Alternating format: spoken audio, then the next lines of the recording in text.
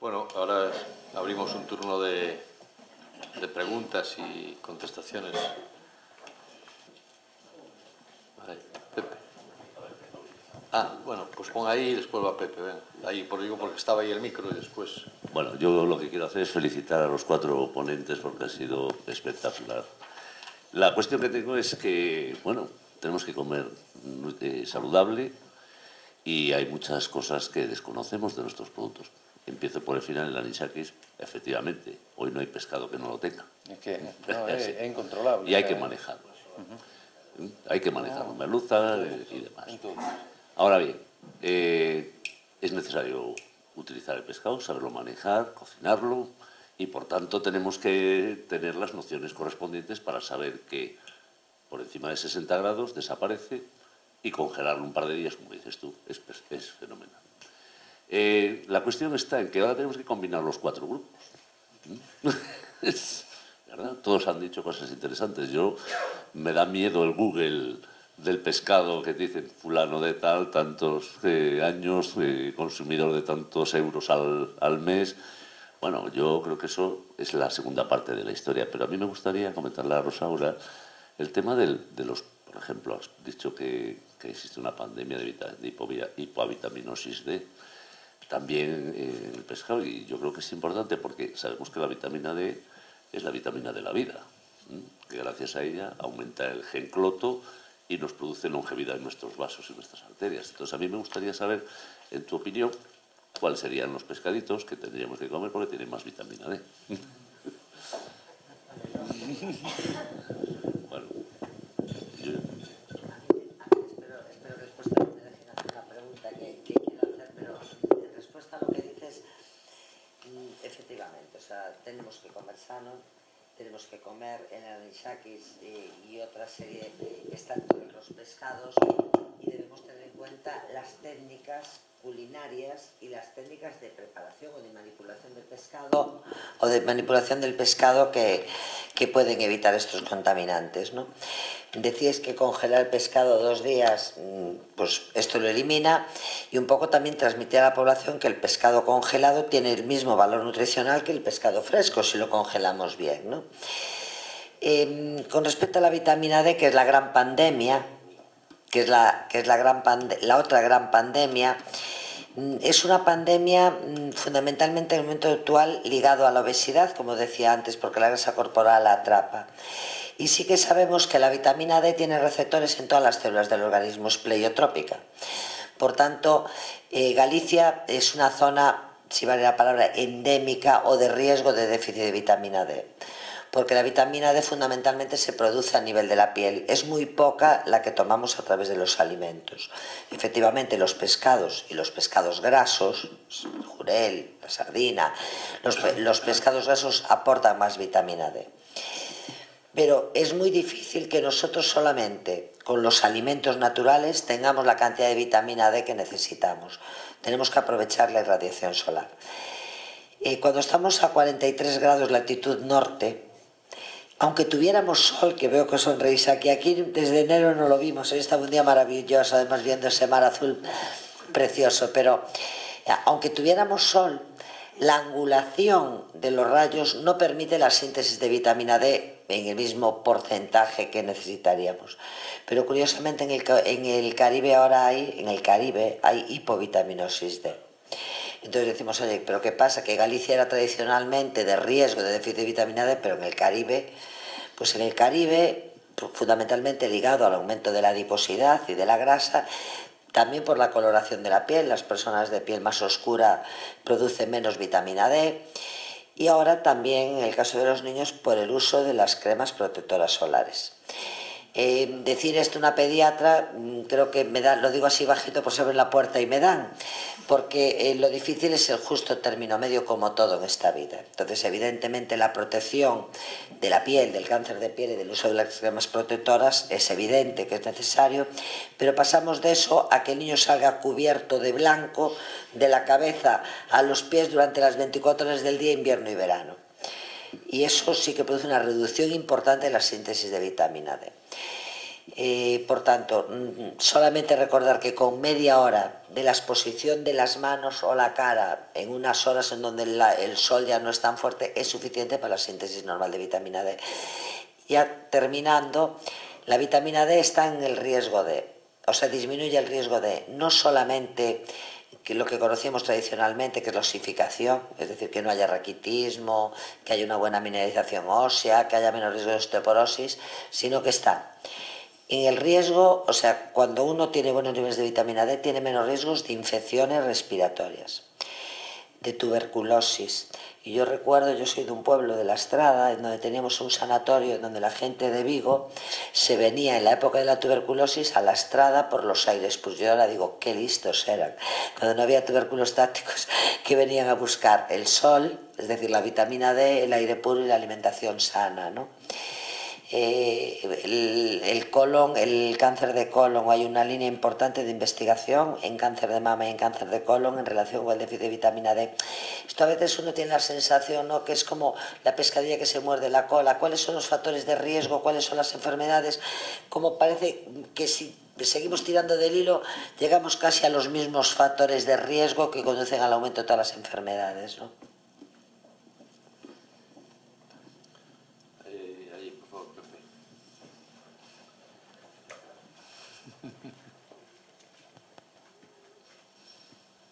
Bueno, mire, yo quería dar muchas gracias a todos en general, pero y en particular a doña María Teresa, me parece que se llama usted, que es la que habló antes también del pescado, porque generalmente no hay gente que hable tan bien del pescado como habla usted. Pero aparte de eso, yo le quería decir una cosa. Yo he leído hace un tiempo, no hace poco tiempo, de un profesor de la Universidad de Dakota del Norte de Estados Unidos, que decía esto, lo apunté algo porque a lo mejor no me acuerdo de memoria, decía: estarás más protegido del mercurio cuanto más pescado comas, al contrario de lo que se cree. Y decía, los ejemplares oceánicos se convierten en verdaderos héroes a la hora de proteger de este elemento. Este señor era un profesor de una universidad de Dakota del Norte y decía que el mercurio, que estaba eliminado con el selenio, que usted nombró ahí, el selenio, que fue una materia que el pescado tiene. Él decía que llevaba unos 25 años investigando esto y que eran unos beneficios muy grandes y que el pescado, siendo pescado de agua de mar, no de agua dulce, de agua de mar, que no había problema de mercurio. Le doy muchas gracias y bueno, si sabe algo de esto me contesta, o a ver si hay manera de estas cosas, divulgarlas para que el sector pesquero no le coloquen siempre el salvenito malo de todo, que nos lo cuelgan todos. Muchas gracias. Mire, totalmente de acuerdo con usted, pero yo creo que poco favor hacemos de no mencionar los riesgos que puede haber en cualquier conducta alimentaria. ¿Qué quiero decir con esto? Yo solo lo digo muchas veces en clase, no conozco el trabajo del profesor de Dakota, pero sí que es cierto, todavía el año pasado en una reunión en Arby, yo creo que era el representante que estaba de la Secretaría Nacional de Pesca que me hizo un comentario a mí con respecto al mercurio. Otra cosa es que nosotros veamos costes-beneficios. Es decir, si nosotros valoramos el riesgo que corremos de la contaminación con mercurio frente a los beneficios que nos supone el aporte de DHA, de EPA, de selenio, yo creo que lo dejé claro. Todos los beneficios del pescado, pero esto tenemos que controlarlo. Y de hecho, la Unión Europea sí que lo dice para esa población de riesgo. Otro tema es que a lo mejor hoy, donde yo digo una cosa, el año que viene, si me invitan, tengo que negarla. Yo ponía el ejemplo, ya no sé si lo dije antes aquí en la charla, fue que estábamos tomando un café y lo hablé antes, pero hay verdades absolutas en la medicina que tenemos que dar marcha atrás. Por ejemplo, yo soy pediatra y soy pediatra clínica y veo a los niños y vienen muchas veces con sus abuelos. Cuando yo a los niños con el colesterol alto le digo, oye, a tomar sardinitas, y el abuelo viene y dice, pero vamos a ver, home, levo toda vida sin poder probarlas, ahora venga usted de que o rapaz coma. Pues sí, porque durante mucho tiempo lo que queríamos era quitar la grasa, no veíamos que había distintos tipos de grasa y le estamos diciendo, tome usted. Estoy mezclando un poco todo, pero ahora mismo que están de moda las dietas restrictivas, las dietas vegetarianas. Yo el otro día en una charla había una alumna que sacaba así un papel y le decía a una compañera que estaba a mi lado hablando, y le decía, mire, hay estudios, y le hacía así con el papel. Estudios hay 20.000, lo que tenemos que ver es metaanálisis, lo que tenemos que ver es cuántos estudios hay, qué metodología se aplicó, cuántos hay a favor, y sobre verdades absolutas a veces tenemos que recular. Yo ponía el ejemplo ahí cuando hablaba de la leche. Durante tiempo, yo la primera, siguiendo las normativas de la sociedad americana, dije, oiga, el niño que está un poquito gordito, que su padre tiene colesterol alto, oiga, mejor lácteos descremados. Ya le digo, la semana pasada estuve en una reunión en Madrid y vamos a sacar un documento de consenso europeo en donde, cuidado, que al contrario, que el CLA puede ayudar a mejorar el HDL. Entonces, yo entiendo perfectamente la postura desde el productor, digamos, o desde el armador, caray, que parece que nos viene en todo. No, yo creo que ese no es la actitud que debemos tomar, sino el pescado es un alimento fundamental en la dieta saludable, es además fundamental en las dos dietas, la dieta mediterránea y la dieta atlántica, que son hoy el ejemplo de alimentación saludable, tanto para mantener la salud como en el tratamiento de la enfermedad, de muchas enfermedades que son hoy prevalentes, pero no matemos a la gallina de los huevos de oro. Es decir, si hay que controlar, hablaba de la trazabilidad en cuanto en dónde se pesca, si hay que controlar, pues vamos a controlarlo, porque de algo que podemos, unidos todos, hacer Galicia, gran productora de pescado de calidad, de pescado saludable, nuestras rías no están contaminadas. Es que a lo mejor hasta lo que estoy diciendo yo aquí, pues favorece por lo menos a parte de nuestra pesca, ¿no? Pero evidentemente los beneficios siempre son superiores al perjuicio que puede tener el metilmercurio, salvo que esté en cantidades tóxicas, ¿no? Que no sería el caso.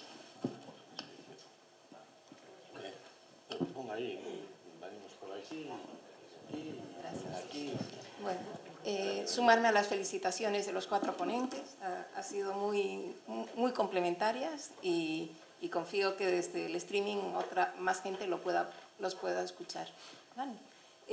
Es una pregunta sobre el salmón. Entonces, me ha llamado la atención tanto lo que comentaba Santiago en su aumento en el consumo que se está apreciando, y también por la parte de Iñaki de decir, bueno, pues es una especie que he incorporado en mi carta y que muchos restauradores hacen una alta oferta, ¿no? O sea, en restauración. Entonces, me gustaría ver un poco qué causas o qué puede ser el tema porque cultural parece que no es, ¿no? O sea, a ver, no es cultural, pero no, y realmente, y sí, por el tema del salmón ahumado aquí es algo que estamos como muy acostumbrados a consumirlo. Yo lo tengo básicamente porque gusta, realmente porque gusta, y lo tengo en la carta de la tapería, no del gastronómico. Y ya digo, es el único pescado de piscifactoría, pero porque tengo clientes que me lo piden, entonces tengo que tenerlo. Era lo que él decía, que es algo que está en aumento.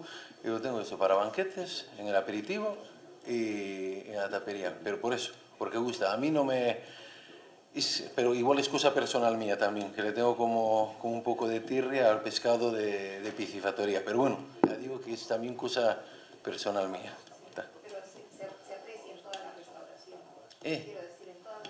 Sí, a ver, también se aprecia mucho, por lo que decía antes, porque también estamos acostumbrados, se aprecia ahumado o tal, o también para un menú del día, porque hay muchos sitios de restauración para menú del día. Para menú del día era lo que decía antes, es que es fácil, es cómodo, es fácil y no te complicas la vida, pero realmente para menú del día bajas a lonja, vas a subasta y hay un montón de pescados por el precio de salmón y menos, joder, ahora mismo a la merluza, a no ser días pues eso, temporadas que se dispara de precio y tal, pero yo comiste en mi tapería, yo en el menú del día tengo merluza. ¿Por qué? Porque es un pescado súper bueno, que no me da problemas y realmente hay por temporadas que lo consigues muy económico para poner en un menú muy básico. Sí, allí, después aquí. Bueno, yo creo que se oye. Sí. Yo creo que se oye sin mí, sin un cebo. Solo dos apuntes. Gracias. Bueno, Dos apuntes Sí, porque lo ha nombrado y pues que... por alusiones. Alusiones. Nada, simplemente, pues sí, se está detectando eso, un aumento del consumo de salmón en España, lo cual es curioso porque, bueno, tal vez la tradición no era comer salmón aquí, menos ahumado, al menos hace 50 años. Pero bueno, sí hace mucho más, yo creo que sí, pero nos quedamos sin él. Lo que es destacable en España es el descenso del consumo de productos del mar. Es una tendencia en los últimos 3-4 años preocupante, siendo uno de los principales consumidores del mundo, prácticamente. El segundo en Europa está bajando el consumo de productos del mar. Con dos pequeñas excepciones, si bien no representan mucho el mercado nacional, productos de sushi, productos en base a salmón, están incrementando su consumo. Representa en torno a 1 o 3%, caso sushi. Este hecho es destacable, yo creo que, por un lado, por la moda, por otro lado, las grandes campañas de promoción que han tenido y tienen este tipo de productos, y luego también hay que ser conscientes de que están adaptados a las necesidades del consumidor. Es lo que comentaba mi compañero, que el consumidor muchas veces pues, no tiene tiempo por sus hábitos de vida, entonces hay productos en el mercado que sí se adaptan. Y en ese sentido cabe destacar Francia, el mercado francés. El salmón es la principal especie, la primera especie consumida allí. También son grandes consumidores de pescado. Y probablemente uno de las variables que explican esto es la variabilidad de productos que hay, de formatos para consumir esta especie. Y es algo que yo creo que sí deberíamos de aprender para ofertar los productos que se pescan desde España. Yo quiero aprovechar tu intervención que... No es barato, Ojo, el salmón no es barato, Yo quiero aprovechar tu intervención porque dijiste una cosa muy interesante. El salmón no está en nuestra tradición culinaria hoy, pero yo que soy una zona donde el río Ulla traía salmones, cuando teníamos salmones, teníamos el salmón de temporada y la dieta atlántica, los pescados de río, éramos grandes productores de pescados de río, ¿no? Por lo tanto el salmón está en nuestra tradición culinaria, apenas que lo perdimos, y ahora tomar un salmón ya de río ya vamos, eso es Pero yo todavía de niña, mis abuelos tenían una casa de comidas y yo recuerdo al pescador llegando por la puerta, el primer salmón de Luya, y ya mi abuela preparando para la cocina, ¿no? O sea que eso sí que es tradicional. Y yo quería hacer un comentario con respecto a tu exposición, que me pareció interesantísima, porque yo creo que estos tipos de herramientas que tú presentabas para saber un poco por dónde van las tendencias de consumo del mercado y orientarnos, también son muy importantes para intentar cambiar esas tendencias. O sea, está bien para utilizarlas para vender, pero también es fenomenal decir, oye, cuidado, que la gente joven se va por aquí y ahora se va al sushi. ¿Y qué sentido tiene el sushi en nuestra dieta? Pues busquemos con nuestros pescados. Yo qué sé, entiendo que tenemos que ir hacia la educación nutricional y culinaria, ¿no? Y la tradición.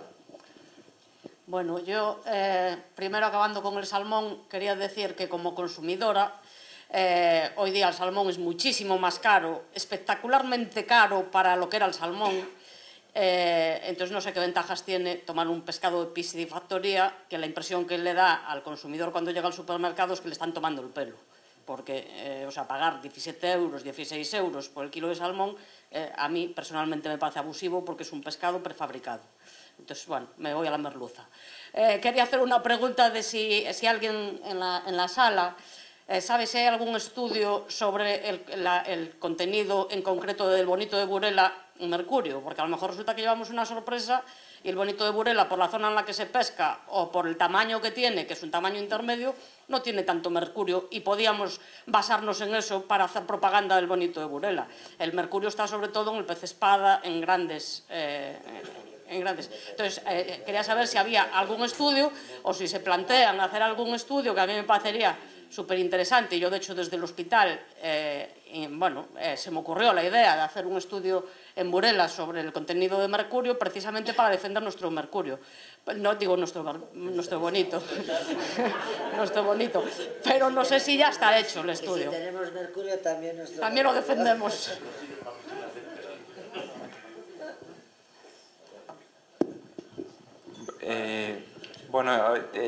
Sí, yo más que contestar es solamente unas reflexiones aquí al respecto de algunos temas que han surgido. Primero, el tema del mercurio.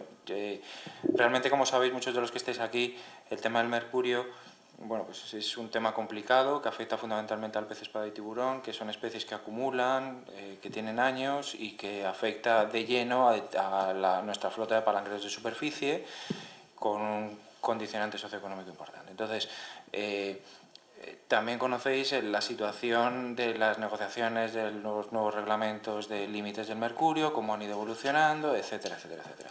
La posición de la Secretaría General de Pesca, que de hecho es coordinada con ECOSAN, que son los realmente competentes en esta negociación, pero es coordinada con ellos y de acuerdo, es que nuestra postura, y no es solamente la nuestra, también hay determinados en organismos internacionales que tienen para otro tipo de especies tienen posturas similares, es que los límites que se establezcan reglamentariamente o a nivel del Códex tienen que basarse en dos cosas. Por una parte, las recomendaciones de salud, pero también al mismo tiempo el consumo que se hace de ese pescado. Tiene que haber una combinación de ambas partes para poder establecer esa combinación y poder decir, vale, se pueden subir los niveles de mercurio porque se están dando estas recomendaciones al consumo. Esa es la lógica que la Secretaría General de Pesca, combinado con ECOSAN, siempre ha tenido y siempre ha mantenido y siempre va a mantener en esa línea.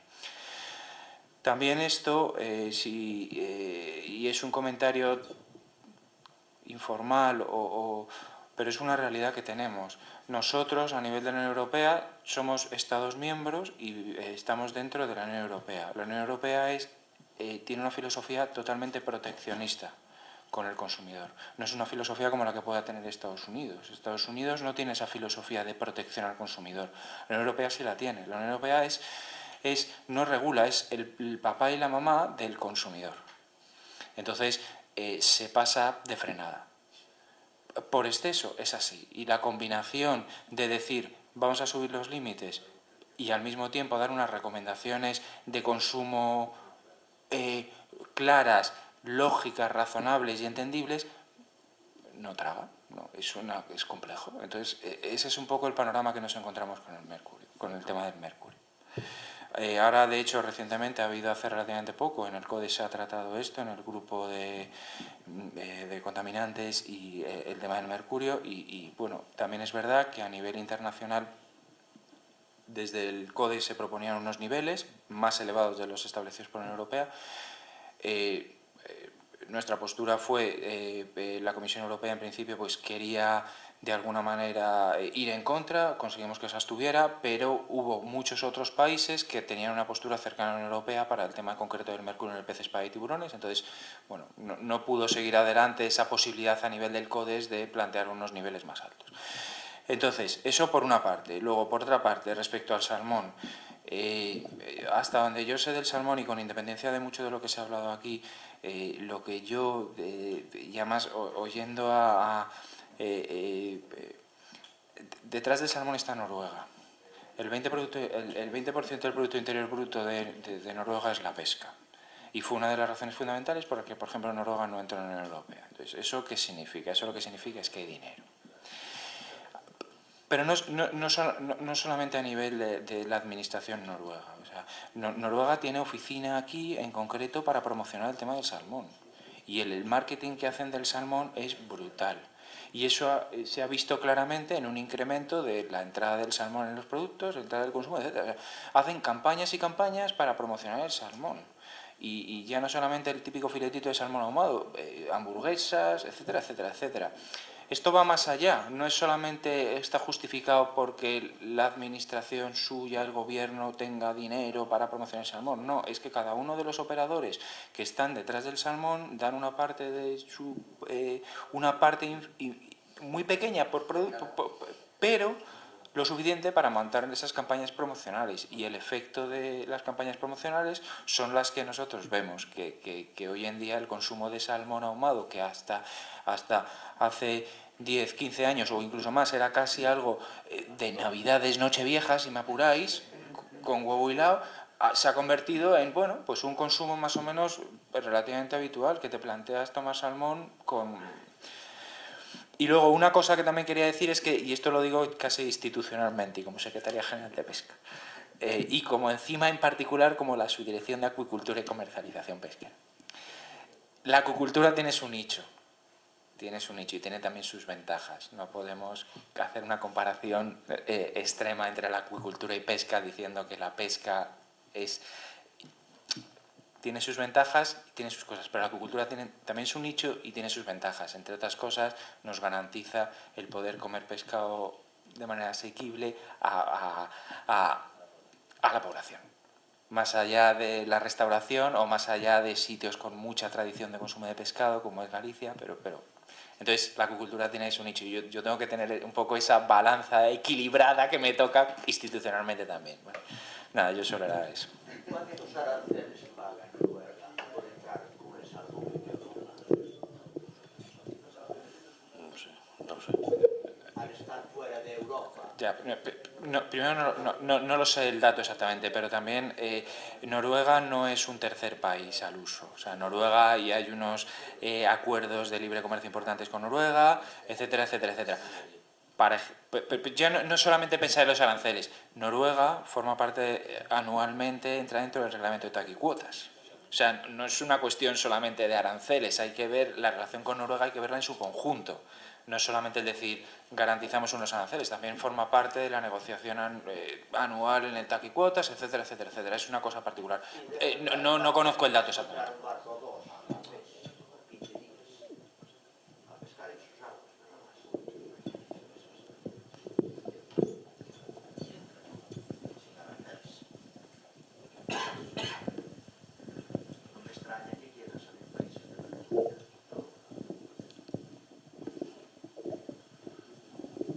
Hola, para Borja. Cuando estamos hablando de la lubina y de la dorada, ¿tiene el consumidor suficiente información de cómo se cría la lubina y la dorada? Y ahora. El consumidor, la información que tiene el consumidor es la que se le dice en los minoristas, gran distribución, etcétera, es en la etiqueta. Ahora, ya no solamente voy a hablar del tema de la lubina y la dorada, en general. Si no existieran, si no tuviéramos temas como los que he puesto de las 3 diapositivas, de temas de fraude por especies, pero también no solamente por especies, por métodos de producción, que digan la relación que te estén vendiendo lubina de pesca salvaje por lubina que realmente es de piscifactoría, etcétera, no haría falta ese Real Decreto de trazabilidad. O sea, eso forma parte de la trazabilidad.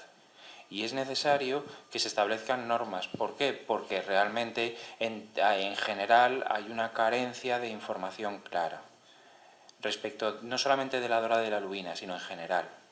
En general hay una carencia y por eso es necesario ese Real Decreto de trazabilidad. ¿Y por qué no se, en vez de cuando sale el amigo arguiñano con la lubina, con la dorada, con el salmón, con todos estos pescados, ¿por qué no se promociona otra clase de pescado que pesca España? Por ejemplo, pues eso, la merluza, que no tiene ningún tipo de información, el bonito, el pez espada, que no tiene ningún tipo de información. Vamos a ver al arguiñano todos los días y todos los días con su dorada, con su lubina, con su salmón, y del resto no pasa nada. O sale en la primera, no sale ni en la sexta ni en la tercera, sale en la primera. Y en vez de promocionar eso, que en vez de promocionar el salmón y todo esto de la lubina, pues que promocione eso. ¿Por qué no se promociona? La administración. ¿No? No lo sé. No lo sé. Eso quisiera saber. No, la lubina no viene de Noruega. Y la dorada viene de aquí. Y la lubina de aquí, no es de Noruega. Bueno, pues con esto termino. Sí, estamos un poco de información. Estamos comentando que no tenemos un seguimiento tan explícito del programa como para saber si solamente habla de lubina, dorada, etcétera. Pero lo que sí que te doy la razón completamente es que el impacto de una noticia o de algún tipo de divulgación, ya sea la televisión y tal, es brutal. Y en muchas ocasiones realmente es un problema, porque hay información engañosa, porque hay información, condiciona muchísimo al consumidor ese tipo de programas a veces sin tener una información real. Y eso, en eso te tengo que dar razón, porque es verdad. Después, gracias a los cuatro por las aportaciones desde el punto de vista de cada uno. Y hago una sola pregunta a los cuatro. Desde el punto de vista que tenéis cada uno, y dado que el consumo de pescado está bajando por familia, y que aquí en la sala pues hay médicos, hay productores, armadores o de organizaciones, ¿qué estamos haciendo mal? ¿Qué tenemos que hacer? Una reflexión de un minuto de cada uno. Desde el punto de vista que tenéis, es decir, cada vez tenemos más información, cada vez hacemos mejor la trazabilidad, cada vez hay más información de recomendación y el consumo está bajando. No es cuestión de precio, porque cada vez hay pescados más caros pero también más baratos. ¿Qué estamos haciendo mal? ¿O qué tenemos que cambiar para hacerlo mejor? Porque nosotros estamos trabajando en eso y al final, cuando salen las estadísticas de que a final de año el consumo familiar está bajando y nosotros estamos vendiendo más, a ver, no será del mío, pero al final el pescado es un global. Una reflexión desde los cuatro puntos de vista. ¿Qué opináis? ¿Qué debemos de hacer? ¿O qué tenemos que cambiar? ¿O qué hacemos mal?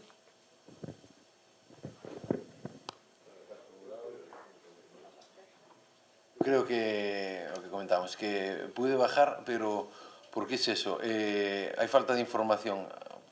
A ver, aquí más o menos vamos en una media de edad, un poco más para arriba que a la gente joven, ¿no? Gente joven, si los quitas, es que pones una merluza delante y le pones una merluza, ya no me voy a ver torellas, a nada, una merluza y una lubina y no te saben decir cuál es cuál. Saben la diferencia en el que viene en paquetito, el salmón, porque es rosa. Pero para mí falta una información de que hay más pescados que el salmón, que la dorada de piscifactoría. Bueno, que sigo con eso, pero que esos cuatro pescados que son los que se conocen. Y realmente hay unos pues, que son caros y no pueden llegar, porque sí, conocen rodaballo, pero rodaballo no puedes comprarlo, o por lo menos todos los días. Entonces, como que falta información de que, mira, hay pescados económicos que para comer todos los días, que están muy bien y que no se disparan de precio. Creo yo. Solución, promoción de no solo los grandes pescados y los conocidos. Porque, a ver, por ahí empiezan todos. Yo cuando empecé en esto, el San Martiño lo utilizábamos como pescado de menú del día. Y hoy, tócale. El rape lo mismo, era para rellenos de salpicones y tal. Y hoy el rape se utiliza para salpicón porque está rico, pero no por relleno, porque no lleva un precio como... Entonces todo esto es cíclico y todo va a cambiar y yo estoy seguro, lo hablábamos hoy al mediodía, este pescado, la ballesta, el fumador, roncador, eso va a acabar cogiendo precio, porque realmente está muy rico. Entonces, falta información de que hay más pescados que esos cuatro que se conocen. Pescados que son económicos y que tal, promoción. Antes de la crisis económica salió un estudio muy interesante que era qué marcaba la cesta de la compra. Y lo que marcaba la cesta de la compra era la conveniencia. No la marcaba ni la salud, ni la marcaba el sabor del producto, se compraba por conveniencia. Y en la consulta lo vemos todos los días. Mire, el niño tiene que llevar fruta para el recreo de media mañana. Ah, sí. Mire, y unos paquetitos que son 4 galletas. A ver, el niño tiene que llevar fruta o un yogur y... Mire, y una cosa que pone merienditas para niños. Mire, el niño tiene que llevar fruta.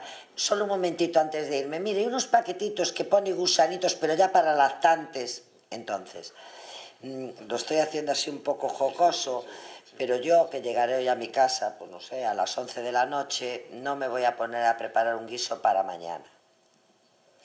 Intentaré buscar la solución para mañana, que tengo que ir a la facultad y llegar, que haya una comida en mi casa. Entonces, la conveniencia sigue marcando. Lo que es cómodo. ¿Qué ocurrió? Que cuando vino la crisis económica creímos los médicos que eso nos iba a ayudar. Y dijimos, bueno, de todo se saca algo bueno. Seguramente de esta crisis volveremos a la cuchara y volveremos al plato. No, ¿por qué? Porque lo que se abarató fue esos productos cómodos, si me vale la palabra. Entonces, yo creo que promoción, pero promoción desde la escuela. Es decir, yo creo que la intervención es ya desde el niño en la alimentación complementaria, en las guarderías. Hoy los niños no comen en sus casas.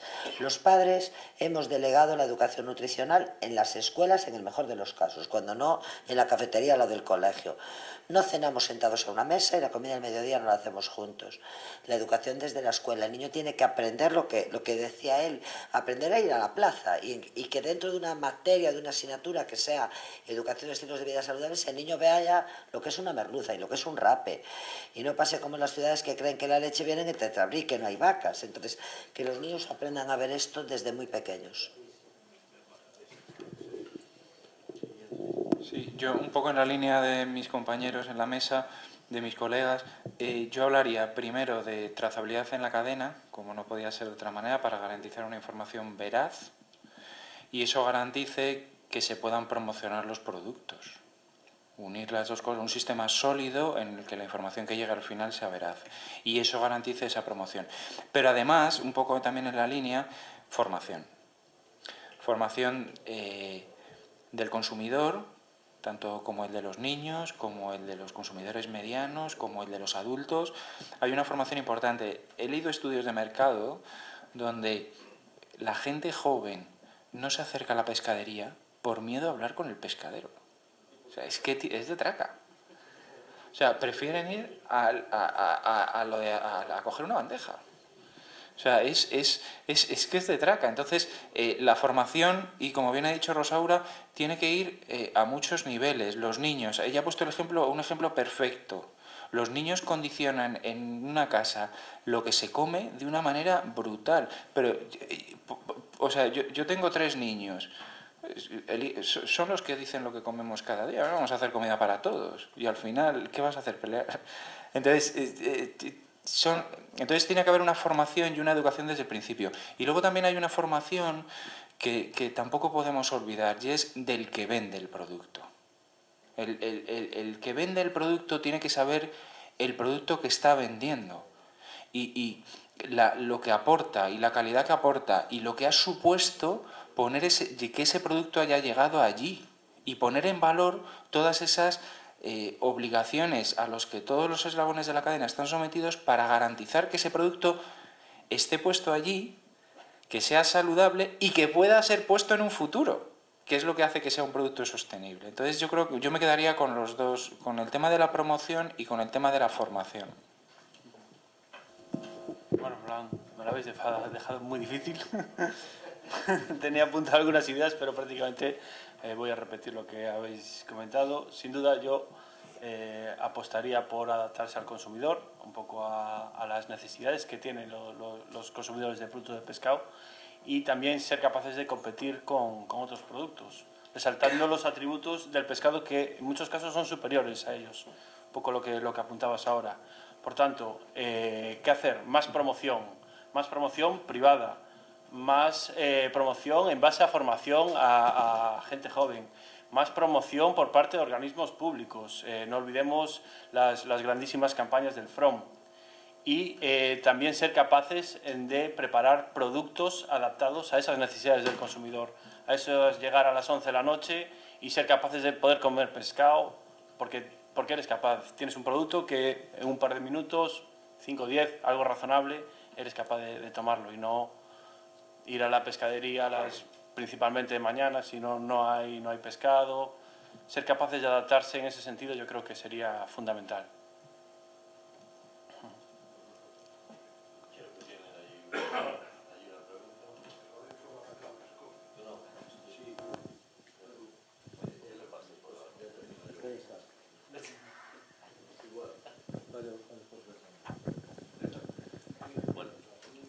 yo vuelvo a la segunda pregunta, segundo turno. Bueno, yo ahora voy a dar un poquito de caña. Y la cuestión es que estoy de acuerdo que sí la educación, pero también hay otras cosas, ¿no? Y hay otras cosas muy importantes. Y es que los profesionales en general no tienen ni idea de lo que están hablando.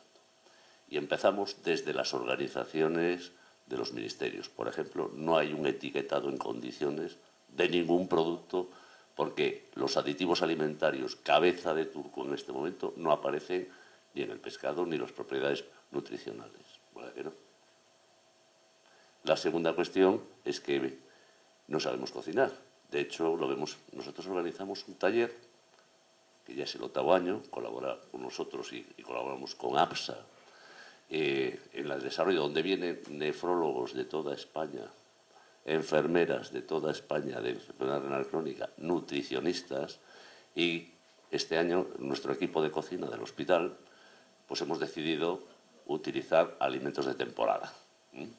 Pescado, el que había, y luego vegetales, que no hemos todavía casi tocado el tema de los vegetales. Y mi pregunta es, una de ellas, si las algas podían jugar algún papel importante en nuestra alimentación. Por ejemplo. La cuestión está, y en el curso y en el taller siempre surge la misma pregunta. ¿Cómo es posible que nuestros alimentos no estén nutricionalmente etiquetados?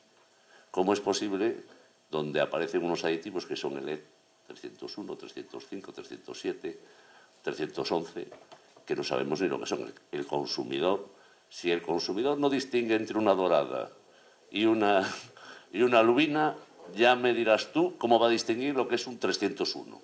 Ya sabe Dios. Y lo que no sabemos, bueno, sí lo sabemos los especialistas, sí sabemos que los aditivos alimentarios son terriblemente nocivos, pero son necesarios para nuestra alimentación, para el mantenimiento de los alimentos diarios. Pero sí es cierto, porque tiene un elemento que es el fósforo, y el fósforo es terriblemente nocivo para nuestra salud. De hecho, esta mañana tuvimos una sesión en donde vimos que una de las formas de prevención de la calcificación vascular, que es el enemigo número 1 del siglo XXI, pues se reduce simplemente comiendo en un 24%, simplemente comiendo una manzana diaria, por ejemplo, porque tiene flavonoides que reducen la... Entonces, mi pregunta para el grupo es, 1, plancha, cocido, asado, o algo más. Segunda cuestión, etiquetación de los productos con el componente nutricional. No sabemos cuántos omega 3 tiene la merluza que compramos. No sabemos qué cantidad de magnesio, mucho menos ya si dice que el mercurio ni se detecta o no se pone, porque yo no creo que pongan si hay mercurio o no, ¿verdad que no? Y demás elementos. Y luego, pues, la información al consumidor, que es la clave de esta historia. Así que os he repartido un poquito de castañeta para todos.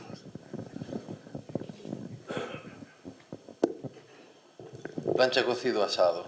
A ver, ese lo que hablábamos antes. Todo en exceso es malo. No me quedaría con ninguno. Está claro que cocido, sí, va a ser lo más sano. Cocido. Y es más, el año pasado estuve en China y me llevé sorpresa porque tenía idea de que los chinos, que comen muy mal tal, y realmente comen muy bien. En la mayoría de los casos sí. Es más, no toman parrilla pues porque es cancerígeno tal. A ver, por tomarte un churrasco no te va a pasar nada, pero claro, si tomas todos los días churrascadas, pues ojito.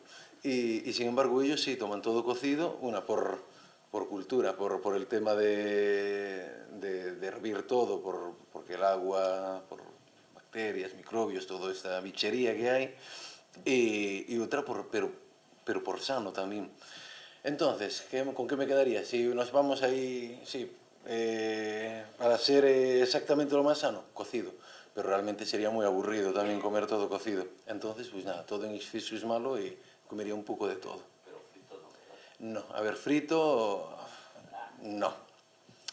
Frito no. Y si vas a freír, hay maneras y maneras de freír. Tienes aceite de oliva, tienes sal, no utilices mantequillas, no utilices aceites que se quemen mucho. Hablábamos ahora de la camelia. La camelia, realmente, el aceite de camelia es buenísimo para freír. Tiene el punto de quema mucho más alto que el de oliva. ¿no? Porque también estoy en un estudio de cocina con camelia, ¿no? Hablábamos ahora. Porque es algo que aquí no sé si hay camelias aquí, pero realmente en Rías Baixas, no sé, esta zona no sé, pero sí, pero en las Rías Baixas sí. Las Rías Baixas sí que es más, tienes como planta insignia. Entonces, cosas que hasta empezar con esto no sabía, y claro, parte económica igual para esta zona no, pero realmente allí que sí que se da mucho, es la segunda bebida más consumida del mundo, después del agua, es algo que se hace con camelia, es el té. Todo el té sale de la camelia, de la hoja de la camelia. Entonces, si en Galicia en China se le llama, a las camelias son arbustos, aquí son árboles. Es decir, que se dan muy bien.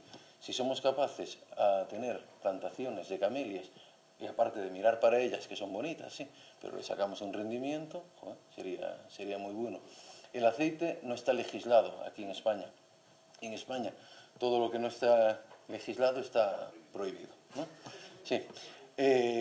Claro, hablo con miedo porque no sé a quién tengo delante y realmente hay que tener cuidado, ¿no? Pero realmente es así. Es más, yo hago cosas con camelias, trabajo con Quinteiro da Cruz, que es un pazo que tiene un montón de camelias, con el centro de hostelería de allí de Pontevedra, cual tiene un proyecto también con camelias, y cada vez que se hace algo con camelias, yo no puedo decir que en mi restaurante hago cosas con aceite de camelia. Hago pruebas, porque realmente, claro, no está permitido. Y sin embargo, es el primer aceite que se consume en China. Vamos, que no es dañino, es cicatrizante, antioxidante, tiene un montón de beneficios, y a la hora de freír sería muy bueno porque el punto de quema es muy, muy alto. Entonces, si vas a freír lo mínimo, y no con aceite de oliva o camelia. Yo dos palabras nada más. Dieta variada, dieta diversificada, dieta en cantidades adecuadas a la edad, al sexo, a la actividad física, y no podemos ser talibanes. Es decir, las preparaciones culinarias modifican los alimentos, pero no siempre lo modifican para mal.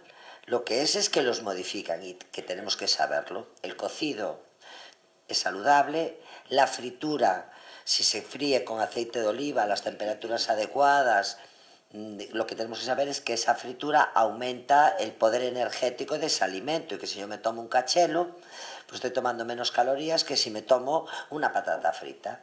Pero esto no significa que yo no pueda probar una patata frita, sino que tenemos que pensar en una dieta en cantidades adecuadas. Etiquetado, voy a ser políticamente, yo creo que muy incorrecta. Yo soy la primera que defiendo la necesidad de un buen etiquetado. Pero cuando me intento poner del lado de la administración o de quien tiene que hacer el etiquetado, digo, ¿cómo se hace esto? Llega un momento que hace falta un código de barras y que el consumidor vaya pasando el código y en un ordenador leyendo todo lo que queremos que nos ponga el etiquetado.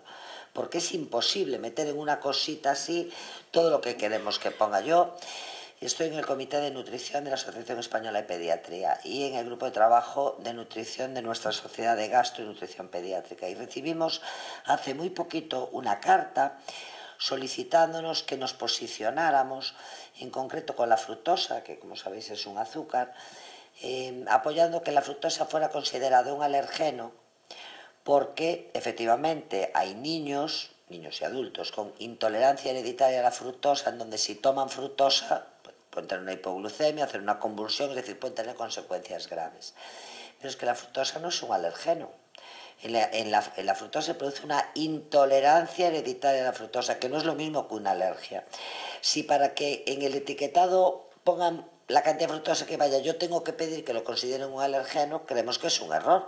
Habrá que decir, oye, como hay esta patología importante, sí que yo quiero que, así como para el gluten, va un cuño que pone libre de gluten, oiga, pues dado que hay este porcentaje de personas con fructosa, que me pongan sin fructosa. Pero de verdad que llega un momento que entre el no sé qué, el no sé cuánto, la teolamida ahora, porque si se pone un poco tostadito, yo que me gusta el pan tostado, yo veo un disgusto de muerte, que desde pequeñita mis padres diciéndome, no comas eso tan quemado, y yo allí tostando el pan. Es decir, que todo, sin ser talibanes, dentro de lo que vamos conociendo, ¿no? Sí, incluso es que en la misma línea también hay un momento en el que hay que ser coherentes con lo que hay. Es decir, los reglamentos comunitarios, pasa por ejemplo con el tema del 1379 y el tipo de información que se tiene que dar desde el punto de vista de la Organización Común de Mercados y desde de la pesca, ¿no? O sea, no podemos estar continuamente en la fase de un reglamento que ya se aprobó hace 4 años diciendo que, pues que esto realmente lo quiere el consumidor, pero es que dice esto y no esto, ¿no? Es que tenemos que esto es lo que dice, se hizo en ese momento de acuerdo a unos establecimientos. No podemos estar continuamente dudando de ese tipo de cosas porque al final el resultado es estar parados. Vale. Plancha, cocido, asado, sí, pero de pescado. Información nutricional en los alimentos, bueno, pues creo que es importante que no sea necesario tener un máster para hacer la compra. Si no tenemos tiempo para cocinar, tampoco lo va a haber para hacer la compra. O sea, necesitamos que eso sea fácil para el consumidor y que el consumidor no pierda el gusto de ir al mercado, que no pierda el gusto de hacer la compra o de comprar sus alimentos, porque no solo es importante a nivel de salud, sino a nivel cultural también es muy importante. Bien, yo también quisiera aportar algo, que creo que la doctora preguntó, de que si en el Bonito del Norte, nuestro Tunus a la Lunga, que si había mercurio. Yo entiendo que no, porque no es un altamente migratorio, o sea, no es un grande. Yo creo que puede haberlo como puede haber en otros, pero no en una cantidad alarmante como puede haber en otros. Y sobre eso también incidir, que lo que decía la doctora, que yo he entendido, y ahora sí hablando con ella, digo a Pepe, por ejemplo, los demás supongo que también lo sabrán, que es preocupante en esas personas que pone ahí, personas embarazadas, niños pequeños y que tienen una ingesta de 100 gramos a la semana. El resto de la población, pues como todas las demás cuestiones, hay que tomarlo pues moderadamente, pero no quiere decir que tenga que hacer eso, sino puede tomarlo pues cada 15 días o cada 20 días o lo que sea, o sea que no hay ningún problema. No hay ningún problema para no tenerlo que tomar. Y las campañas publicitarias, pues nosotros, por ejemplo, seguiremos, entiendo, desde Galicia, haciendo la campaña, por ejemplo, del Bonito, pues seguir haciendo como se viene haciendo habitual, que se pone en la cola al final, con su etiqueta verde, por ejemplo, que ya todo el mundo lo pide, lo aprecia por tal, y después, hombre, se me ocurre de que a través de los GAL se puede igual hacer campañas de publicidad de los 8 que tenemos ahora, de series determinadas de especies, igual desde ahí se puede financiar y se puede hacer publicidad de consumo de pescado de cada uno de su zona que sea más importante. Y sabemos que entra dentro del Fondo Europeo Marítimo de la Pesca, ¿no? Me quedo con esas cuestiones. Creo que no. Bueno, pues... Bueno, porque tenía otra pregunta allí. Pero... No, non hai máis. Digo que... Bueno, xa son as 8:00 bien. Digo que... Nada, solamente darvos as gracias a todos, aos participantes, estuvo moi interesante, e vese claramente a cantidad de preguntas que hai. Solamente unha cuestión sobre a trazabilidade. Resulta que en Burela, aquí na costa de Lugo, estamos pescando bonito de un en un, con caña. Vamos almacenando, seleccionamos perfectamente como vienen almacenados, e esa fórmula, esa maneira de pescar, dá un valor extraordinario ao Bonito do Norte. Hai outros que ben son importados ou non importados, pero pescan de outra maneira, con redes, por exemplo, que lle dan outra textura, outra forma de almacenar, entón cambia radicalmente, que seja o mesmo produto, a calidade dese produto cambia. A trazabilidade contempla as fórmulas de pescar ou non? Hai outra cosa que nos restaurantes que me chama a atención, ano pasado fun a Llariz e nun restaurante poñía tal, con Bonito de Burela.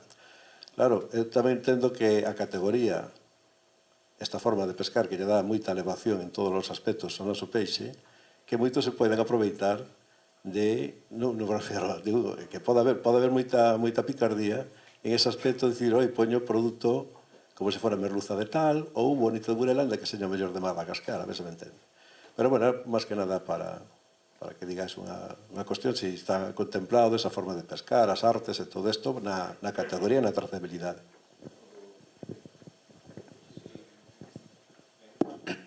En la trazabilidad, incluso en la información al consumidor, sí que se contemplan las artes.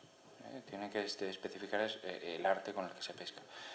Respecto al tema del bonito de Burela, y no por coger es un ejemplo, ¿no? Pero si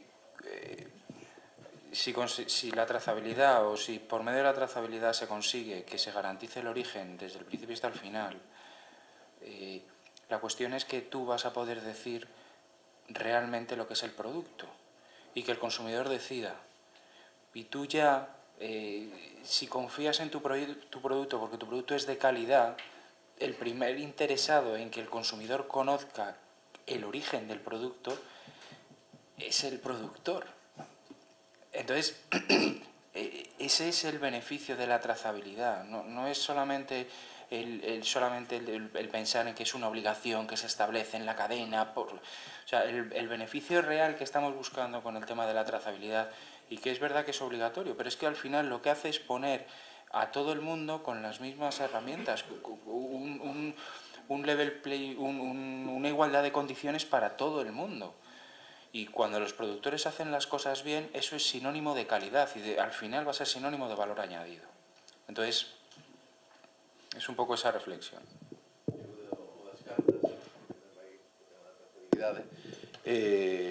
Por exemplo, gardo que son as guías de todos os peixes durante 3 meses, non? Peixes, mariscos e carne. Por exemplo, teño, moi parecido, teño carne, lomo de vaca de bandeira, porque realmente hubo ao matadero de bandeira, escollo os lomos que quero, marcos e tal, e gardo a guía. A min gustaríame que pudiéramos chegar con trazabilidade, non só o do lomo de vaca, moitas veces saco a mesa porque eu sempre preparo vacas que teñan de 8 anos para arriba. Igual falando con ele, como vai a ter igual unha vaca de 14, como vai a ter 14 anos? Como? Que non ten? Vou dentro a cociña, collo a guía, toma, e a tes. Porque é así. E gustaríame poder chegar, co tema de trazabilidade, a que houbera algún sistema no que se pudera incorporar o de cada peixe na carta, que con código vídeo e tal, mirando a carta, pum, e que sepa o mismo consumidor, o que está, pois o peixe que está, onde se pescou, supoño que será para moito futuro, para tal, pero bueno, poder chegar a estar, non tanto igual, bueno, sería igual as seguintes cartas, no, pero as seguintes cartas, en vez de en papel, pois nunha tablet ou así, e poder darlle ese código, e que sepan incluso o barco que o pescou. Sería, joder. Ahora hai aplicación en el móvil, hai móviles que los comprobando en esa loja de Burela, por poner un ejemplo. Tienes amigo que espera un momento, que voy a ver yo este vino. No, pero cos viños pues hai, añado, no sé qué, pero cos viños hai esa aplicación, digo, esa botella de viño, agora non sei exactamente cal é, pero a sommelier do restaurante, sí, dalle aí, pum, esa lle saca o viño, esa lle saca todo. Eso, o sea, yo como técnico de la Secretaría encargada de la trazabilidad, eso es obligatorio desde hace años, ¿no? O sea, el reglamento comunitario de la política pesquera común ya obligaba a eso desde hace tiempo. Entonces, ese es el resultado, esa es la principal razón de por qué es necesario ese Real Decreto de trazabilidad, ¿no? Pero volviendo otra vez a lo mismo, el mensaje siempre es el mismo y yo por muchas vueltas que le doy siempre termino a la misma. Nosotros, España como España, y como Galicia en particular, o sea, hay una confianza plena en el producto, que el producto es de calidad. ¿Cuál es el primer valor que has dicho tú? ¿Cuáles han sido las tres producto? Entonces, lo que va a hacer lo que debería haber hecho ya la trazabilidad en aplicación de los reglamentos, pero el objetivo que se busque con ese Real Decreto es que realmente, efectivamente, esa calidad se lleve de manera cierta, verídica y veraz y que la gente confíe y que se confíe en un sistema de trazabilidad que permita decir este producto es de Burela o este producto es de palangreros, de fondo, de pescado en Gran Sol que han desembarcado en tal puerto y se ha vendido, porque el producto es de calidad. O sea, nosotros ya tenemos esa calidad en el producto. Lo que tenemos que hacer es trasladarla a lo largo de toda la cadena para que cuando el consumidor tenga las distintas opciones, elija, porque hay muchas cosas que le dan calidad, o sea, que se ve esa calidad. Una puede ser decir, vale, esta calidad me permite subir el producto. No, pero es que el consumidor siempre se va a fijar en el precio. Vale, pero eso es verdad. A lo mejor no puedo subir el precio, pero voy a poder vender más, porque a 2 productos voy a poder vender más. Entonces, un poco ese es el objetivo.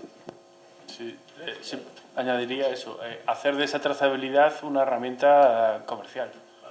Si tú haces el esfuerzo de cumplir con la normativa, que es muy exhaustiva y costosa, hacer de eso una virtud. Y cuando pones bonito Burela, que se note que es diferente de otro bonito y que la gente lo pague también. Sí, pero aparte, bonito, he visto como restaurador e como empresario, ¿no? Ou por lo menos en Pontevedra, o bonito de Burela está moi ben visto. Para min, a temporada do bonito é da máis rentable. Realmente é o peixe máis rentable que teño na carta, porque realmente é un peixe que non se dispara nunca de precio, non é un precio exagerado, e sin embargo podelo poñer na carta a un precio que en porcentajes con respecto ao outro máis elevado, e a xente está disposto a pagalo. A verdade que sí. No le des ideas. Bueno, señores y señoras, yo creo que ha sido interesantísima las jornadas, sobre todo por la cantidad de preguntas, y agradezco la afluencia de la gente que ha estado ahí pendiente y que ha estado aquí, y gracias a los ponentes y a la ponente, y continuaremos otros 25 años más, si Dios quiere, y los que estemos aquí que lo veamos.